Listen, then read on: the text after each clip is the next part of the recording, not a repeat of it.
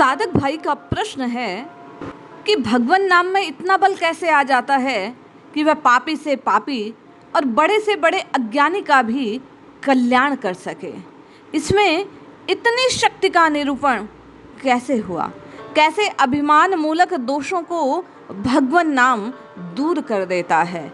भगवान के नाम में इतनी शक्ति कैसे प्रतिष्ठित हुई? जय श्री हरि। पूज्य गुरुदेव के चरणों में बारंबार प्रणाम।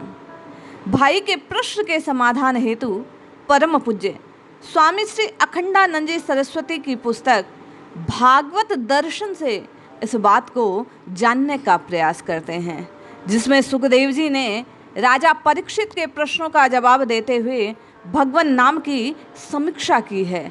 भगवान के नाम को श्रवण करने से, कीर्तन करने से, नाम के स्मरण करने से जीव पर कैसा प्रभाव होता है, कैसी शक्ति, कैसा बल साधक को मिलता है, इस बात को परम पूज्य स्वामी श्री अखंडानंद जी सरस्वती ने प्रकट किया है। पूज्य स्वामी जी लिखते हैं कि समर्पण ही सर्वोच्च प्रायश्चित है और उसी के द्वारा जीव का उद्धार होता है। जब राजा परीक्षित ने सुखदेव जी के मुख से सुना कि पापी मनुष्य को नरक में जाकर दुख भोगना पड़ता है, अतः मृत्यु से पूर्व ही उसका प्रायश्चित कर लेना चाहिए। बड़े पाप का बड़ा प्रायश्चित होता है, छोटे पाप का छोटा।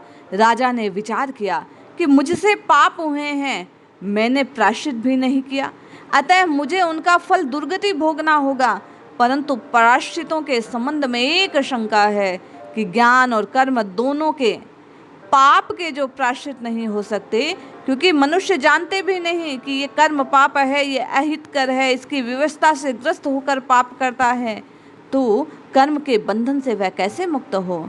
यह तो हाथी का स्नान हुआ, उसने नहा धोकर बाहर निकलकर अपने ऊपर धूल डाल ली। श्री सुखदेव जी महाराज ने उत्तर में कहा कि प्रायश्चित से पापों का नाश हो जाता है, परंतु पुनः पाप ना हो, ये व्यवस्था पापों के ज्ञान और कर्मानुष्ठान से नहीं हो पाती। यह तो तभी बनती है जब भगवान के प्रति आत्मसमर्पण हो, सत्पुरुषों की सेवा करें।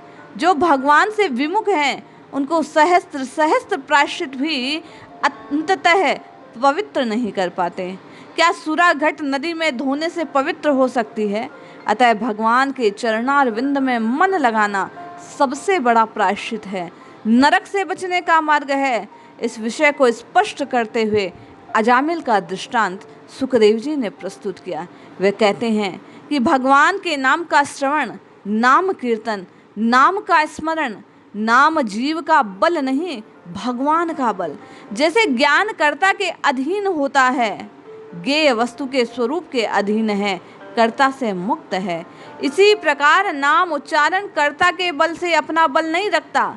जिस प्रभु का नाम है उसके बल से अपना फल देता है। नाम में अपना बल न होने के कारण ही उसके लिए पवित्र देश, पवित्र काल, पवित्र व्यक्ति, विधि पूर्वक उच्चारण की आवश्यकता नहीं। नाम में श्रद्धा, अश्रद्धा, ज्ञान, अज्ञान का कोई प्रभाव नहीं होता। सर्वथा नामी भगवान के बल से ही वह प्राणी का कल्याण करता है। उसे पापी, पुण्यात्मा, शुद्ध अशुद्ध की पहचान नहीं, वह केवल भगवत बल से ही बली है। इसी से अजामिल के मुख से उच्चारित नारायण नाम अजामिल के उद्धार का हेतु बन गया। अजामिल ने मरणासन्न अवस्था में अपने नारायण नाम को पुकारा और नारायण नाम का देव गुव्य महत्तम में न जानने के कारण पुत्र के मोह से पुकारने पर भी यमदूतों को वहां से भागना पड़ा और भगवान के पार्षद उसे भगवान नारायण के यहाँ ले गए। अजामिल सन्मार्ग में प्रवृत्त हो गया। अभिमान दोषों का मूल अजामिल अपने पूर्व जन्म में विद्वान, सदाचारी, मातृ, पितृ, भक्त, अनेक सद्गुणों से संपन्न था, परंतु उसमें अपनी श्रेष्ठता का अभिमान था, जिसके कारण काल शक्ति रूप वेश्या ने उस पर कामाक्रमण करके अभिमान को चूर चूर किया और भोग मदिरा का पान करा मतवाला कर दिया। काल शक्ति किसी के अभिमान को रहने नहीं देती। वह जब अभिमान टूट जाता है, जब विषयी और प्रमाता निर्बल हो जाता है, तब प्रमेय का बल अर्थात भगवान का बल प्रकट होता है। यही काल कर्म आदि निवारक भगवान का अनुग्रह है। भगवान नाम में इतना बल है कि पापी से पापी मनुष्य के बड़े से बड़े पाप को तत्काल भस्म कर देता है। निसाधन और कुसाधन को भी भगवान का अनुभव करा देता है। यह निश्चित है कि नाम और नामी अभेद हैं। पूज्य स्वामी जी कहते हैं, नाम और अर्थ का उत्पत्तिक संबंध है। स्वयं भगवान आनंद से उल्लसित होते रहते हैं, अपने नामों का दिव्य संगीत गाते हैं। वही भगवत स उल्लास संपूर्ण विश्व को रस से आलावित करता है। अतएव न केवल नाम में प्रत्युत नामाभास से भी भगवान का संपूर्ण बल प्रकट होता है। भले ही किसी पुत्र का भगवान के नाम पर नाम रख दो, परंतु जब नाम में वास्तविक अर्थ हो जाए तो वही संपूर्ण नामों, रूपों, क्रियाओं में उसकी व्याप्ति करवा देता है।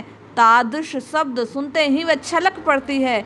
भगवान अपने नाम को इतना प्यार करते हैं कि दूसरा कोई अपना वह नाम रख भी ले तो भगवान अपने नाम के सौंदर्य माधुर्य पर मुग्ध होकर उसे अपना मान लेते हैं। मुग्धता भी भगवान की स्वाभाविक शक्ति है। प्रश्न है कि मृत्यु के समय कोई भगवान का नाम उच्चारण करे, कीर्तन करे, श्रवण करे या स्मरण कैसे कर सकता है? अग्नि मंद हो जाती है, प्राण छीन हो जाते हैं, इंद्रियों की शक्ति लुप्त हो जाती है, मन मूर्छित हो जाता है, बुद्धि सुषुप्त हो जाती है। फिर भगवान का नाम कैसे सुने, कैसे भूले, कैसे स्मरण करे वो भगवान के नाम का?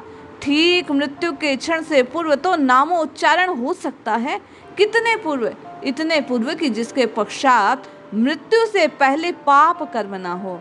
पूज्य स्वामी जी कहते हैं, नामो उच्चारण में इतना सामर्थ्य है कि अनादि संचित संपूर्ण पाप राशि तत्क्षण भस्म हो जाती है। मृत्यु के अनंतर पाप फल भोगना नहीं शेष रहता। मनुष्य भगवत प्राप्ति के मार्ग पर अग्रसर हो जाता है। तो हम आप भी शुकदेव जी और राजा परीक्षित के इस संवाद से शिक्षा लें, भगवान के नाम का उच्चारण करें, नाम को लेकर पाप ना करें तो निश्चय भगवत प्राप्ति होगी। जय श्री हरि।